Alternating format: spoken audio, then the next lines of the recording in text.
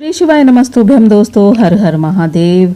तो मैं आज आपके साथ में एक ऐसा वीडियो शेयर कर रही हूँ कि आपको बताती हूँ कि ये जितने प्रकार के हम अनाज भोलेनाथ के शिवलिंग पर समर्पित करते हैं, 11 प्रकार के आप ले लीजिए अनाज, उनको एक एक कर भोलेनाथ की शिवलिंग पर श्रावण मास में कभी भी आप रोजाना चाहे थोड़े 108 कोई भी जो ये अनाज है एक एक कर आप रोजाना भोलेनाथ के शिवलिंग पर चढ़ाते हैं तो आपको कौन से अनाज का क्या फल मिलता है ये मैं आपको बताना चाहती हूँ।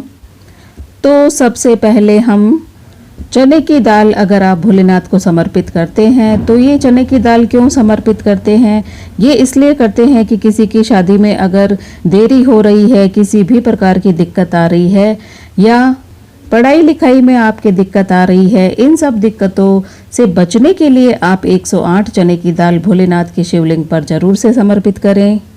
और दूसरा है गेहूं के दाने। गेहूं हम भोलेनाथ को क्यों समर्पित करते हैं?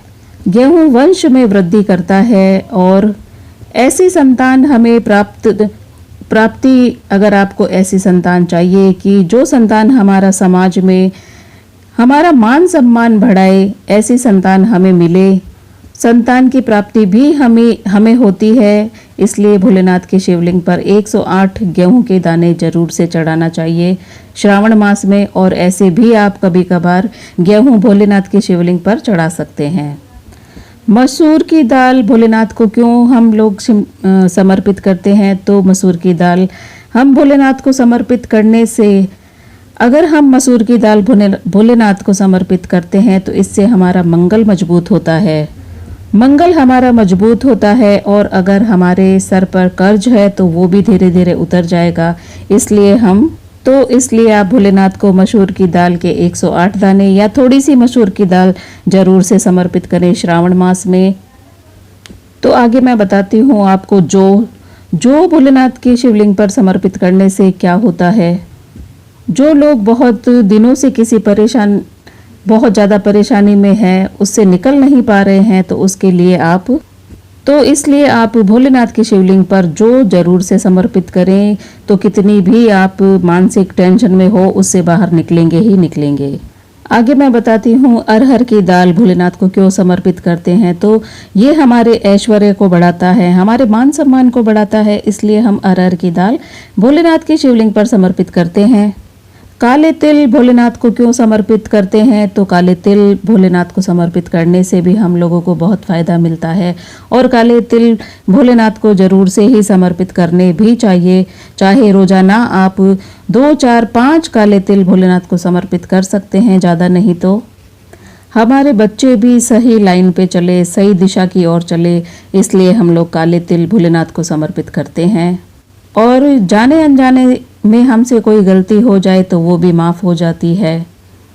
बाजरा भोलेनाथ को इसलिए समर्पित करते हैं कि तो अर्थ की, धर्म की, मोक्ष की और काम की जो भी जातक इन सब चीज़ों की प्राप्ति करना चाहते हैं तो आपको बाजरा भोलेनाथ के शिवलिंग पर जरूर से समर्पित करना चाहिए। आगे मैं आपको बताती हूँ कि उड़द की दाल भोलेनाथ को समर्पित क्यों करते हैं। अगर आपको राहु केतु परेशान कर रहे हैं, आपके घर में बहुत ज़्यादा अशांति रहती है, तो आप उड़द की दाल भोलेनाथ को जरूर से समर्पित करें ताकि राहु केतु सब शांत रहे, आपके घर में शांति रहे, खुशियाँ रहे। मूंग भोलेनाथ को क्यों समर्पित किए जाते हैं कि आपके जीवन में अगर कोई भी बाधाएं चल रही है, छोटी हो बड़ी हो, कोई भी जीवन की बाधाएं हैं वो दूर हो जाती है, इसलिए मूंग भोलेनाथ को आप जरूर से समर्पित करें। काली मिर्च आपके शत्रुओं का नाश करती है और आपके घर के अंदर लक्ष्मी की वृद्धि करता है, तो आप भोलेनाथ के शिवलिंग पर काली मिर्च कभी कभार जरूर से समर्पित किया करें और श्रावण मास में एक बार तो आप जरूर से करना, क्योंकि ये काली मिर्च जब हम समर्पित करते हैं तो हमारे शत्रुओं का नाश होता है। अब मैं आपको बताती हूँ कि चावल भोलेनाथ के शिवलिंग पर क्यों समर्पित करते हैं। तो चावल इसलिए समर्पित करते हैं हम लोग, भोलेनाथ के शिवलिंग पर अगर हम चावल समर्पित करते हैं तो लक्ष्मी की वृद्धि होती है, अपार लक्ष्मी प्राप्ति होती है, इसलिए भोलेनाथ के शिवलिंग पर चावल हम लोग समर्पित करते हैं। लेकिन इस बात का ध्यान रखें कि चावल या कोई भी जो हम लोग अनाज चढ़ा रहे हैं खंडित ना हो, साबुत हो। दाल के 2 टुकड़े होंगे तो चलेंगे, चावल पूरा साबुत होना चाहिए, खंडित नहीं, टूटा हुआ नहीं होना चाहिए। तो इस श्रावण मास में आप ये अनाज भोलेनाथ को समर्पित कर सकते हैं। वैसे तो आप रोजाना भी, मतलब रोजाना नहीं तो सोमवार की अष्टमी, प्रदोष, मासिक शिवरात्रि, इन दिनों पर विशेष आप 108 ये कोई भी धान आप भोलेनाथ की शिवलिंग पर समर्पित करें तो आपको फल जरूर से मिलेगा। श्रावण मास में 108 धान चढ़ाने से ज़्यादा फल मिलता है। बाकी के दिनों में आप 4-5 भी, कुछ भी दाल जैसे 4-5 भी अगर भोलेनाथ को समर्पित करेंगे तो उसका फल भी आपको उतना ही मिलेगा।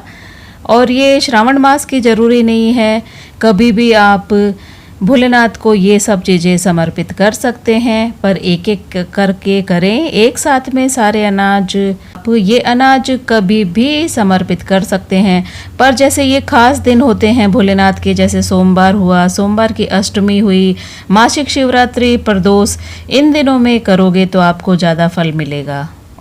और मैंने आपको बता ही दिया है कौन से अनाज से क्या फल मिलेगा।